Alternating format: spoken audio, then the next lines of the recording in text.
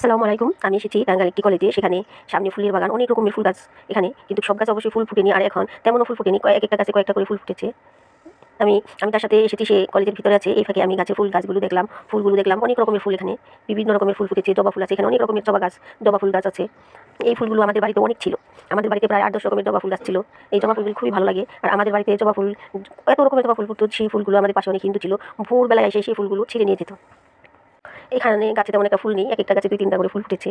আমি এই ফাঁকে এই চতুর্দিকে একটু ঘুরে দেখলাম, দেখেন এখানে আছে প্রায় ৩-৪ রকমের ফুল আছে, জবা ফুল আছে। আর অন্যান্য ফুল আছে, এই যেটা এরকম জবা ফুল, এর আগে দেখালাম সেগুলো অন্যরকম জবা ফুল। এখন অবশ্যই ধীরে ধীরে বৃষ্টি হচ্ছে, বৃষ্টিতে গাছগুলো অনেক সবুজ হয়ে গেছে। গাছের মধ্যে কোনো ময়লা নেই, একদম গাছগুলো মনে করেন গোসলের পরে যেমন নিজেকে খুব পরিষ্কার মনে হয়, ঠিক গাছগুলোকেও এরকমই পরিষ্কার মনে হচ্ছে কেবল গোসল করে ওঠা একজন মানুষকে যেরকম লাগে, ঠিক সেরকমই গাছগুলোকেও লাগছে।